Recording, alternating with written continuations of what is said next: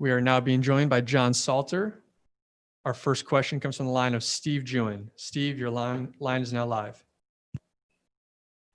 All right, thank you, John. It's always a pleasure to talk to you. And my first question for you is that we already heard from Andrew Kapel earlier on the call, and he said, I'll quote him, that he saw things in the fight with Costello Vancinas that he thinks will help because he had the joy of being on the same card with you. So obviously it's been almost a year since that fight now. So how much can you really gain from that? What do you think?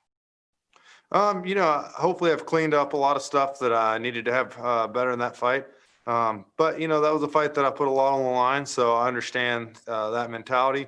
But hopefully we'll see a different fighter out of me on Friday night. I'm sure we will. And given that he's got a lot of submissions on his record, I asked him if it was going to be a human chess match between the two of you, and he thinks it's going to be more of a stand-up fight. So how do you see the fight going? He's a guy that obviously he's a good kickboxer, but, he wins from everywhere. He's got several wins off his back and some wins from top. So I think he's a guy that's pretty comfortable going everywhere, but I'm pretty comfortable everywhere too. And I think I'm going to be a little better in those positions. Very good. We've talked before about how you're perennially in title contention. Only guy that really knocked you out of getting a title shot was Rafael Lovato Jr. And then, of course, he vacated the title because of health problems. That was unfortunate. But now with this situation that we're in currently with the pandemic and everything else, where do you stand in line for that always there but never quite there title shot?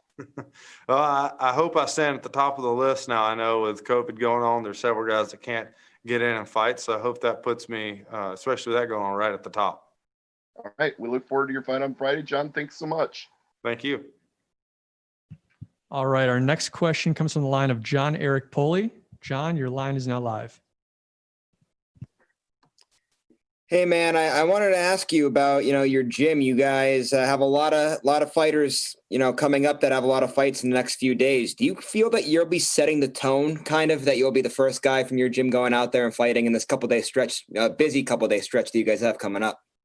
I hope so. I think a win here is going to be huge just to get everybody rolling and then get 2 more wins in, I think, 4 days. So that's going to be really big for all of us. And then one of your teammates, Selecki, actually tested positive for COVID, I believe. So I was wondering what that whole process was like with your gym when you guys found out that he had it and everything that happened there. Yeah, we had to kind of scatter, work out from home for a little bit. It was 10 days that we had to deal with that. It was just a minor setback, caused him not to be able to fight in that fight. But everything's been good since, no issues since then. So we've been blessed on the backside of that. And then just the last thing for me, also along the COVID lines, Bellator now, they're back for a couple of weeks. Just can you talk a little bit about this new process that's been going on and how you think it's been handled? I think really well.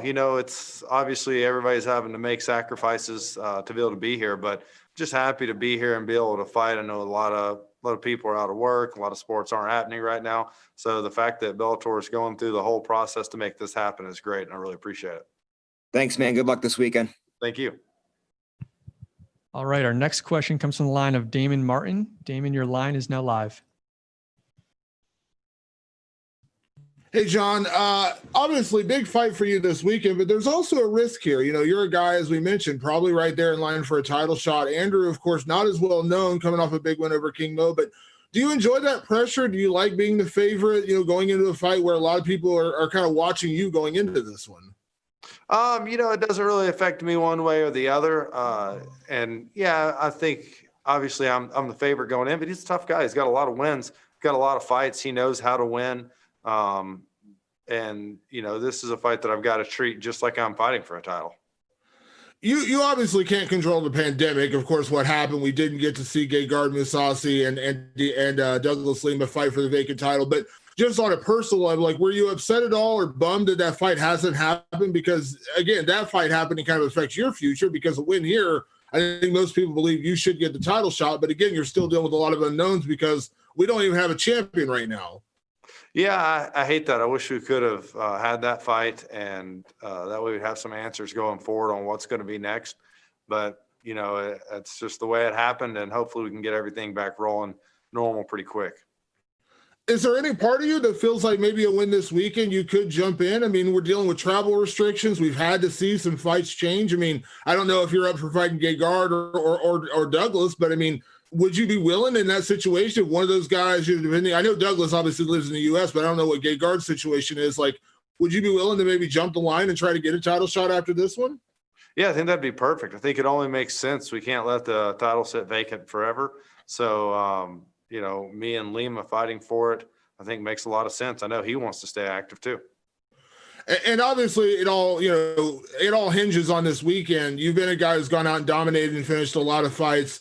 Outside of that Lovato fight, you've been on such a huge win streak here. Do you feel like, every chance to fight is a chance to make a statement? Do you feel like maybe you need to make a bigger statement here just to kind of solidify your spot as that number one guy? I mean, obviously, I think every fight, people always remember your last fight. So making a statement's big, but at the end of the day, right now, I just got to go out there and get a win. And hopefully it's done in an exciting way. But, at the end of the day, I just got to come out with a W. Thanks, John. Thank you. All right. Our next question comes from the line of Jay Anderson. Jay, your line is now live.